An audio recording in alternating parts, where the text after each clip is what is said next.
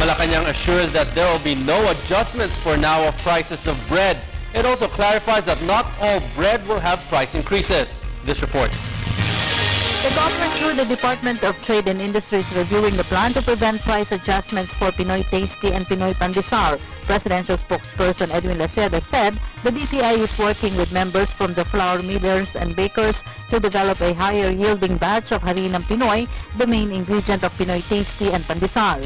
DTI is reviewing the plan, yung suggested price nila, but we're looking already into how will the millers, or the millers are looking to how do we improve the yield of the harinang Pinoy, because yung harinang Pinoy ginagamit sa Pinoy Tasty at sa Pinoy Pandesal. So just to clarify, hindi po lahat ng pandesal ng Tasty tataas ang presyo.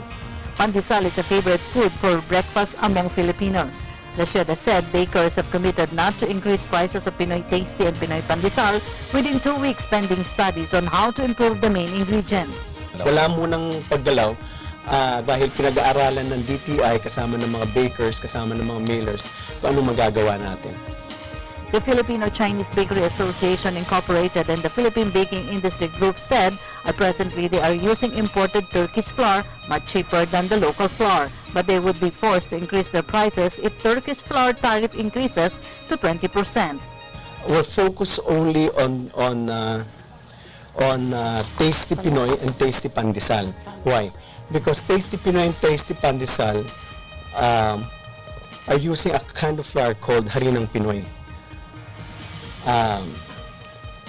Nagkaroon ng problema. It turns out, and this was a problem that was fairly recently raised to DTI, it turned out that the bakers, the reason why the bakers say we're going to increase prices because the bakers apparently were not using harinang Pinoy.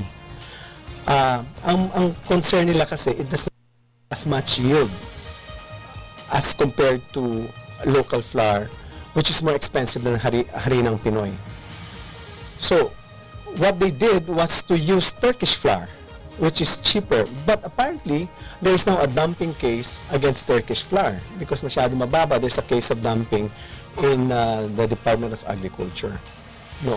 So, ang concern nila, dito lang sa Pinoy Tasty at saka Pinoy Pandesal. Hindi sa lahat ng pandesal or tinapay or tasty.